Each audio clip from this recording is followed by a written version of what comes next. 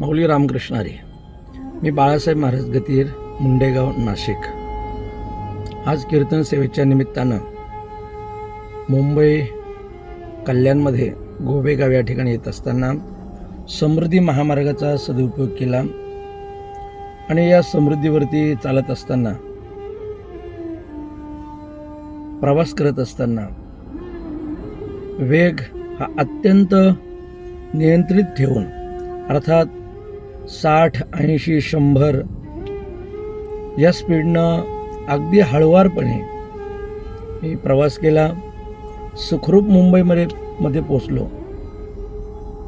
कुठल्याही प्रकारची अडचण न येता अगदी सावकाश आणि संथ गतीनं आपण या ठिकाणी हा प्रवास केला. खरं तर माझी या सोशल मीडियाच्या माध्यमातून संपूर्ण जनतेला आणि प्रवासी वर्गांना एक नम्र विनंती आहे. आपण कुठल्याही प्रवासाला निघताना एक तासभर अगोदर निघा, अर्धा तास आधी निघा आणि होता होईल तेवढा गाडीचा वेग मर्यादित ठेवा.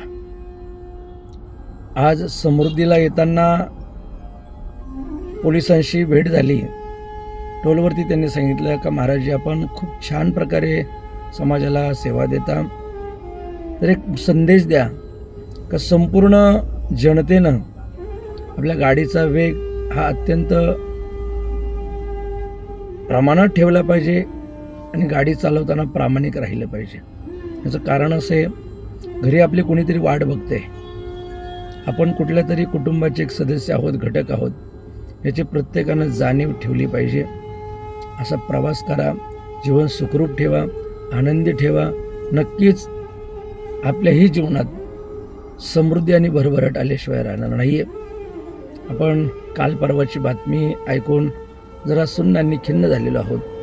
आपल्या महाराष्ट्राचे लाडके उपमुख्यमंत्री माननीय अजितदादा पवार यांचं दुर्दैवी विमानामध्ये अपघाती निधन झालं.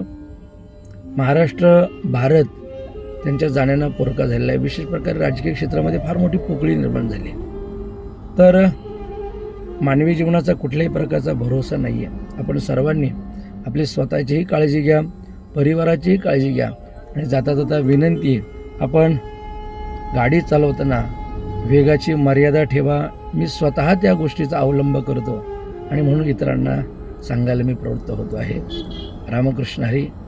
जय श्रीराम.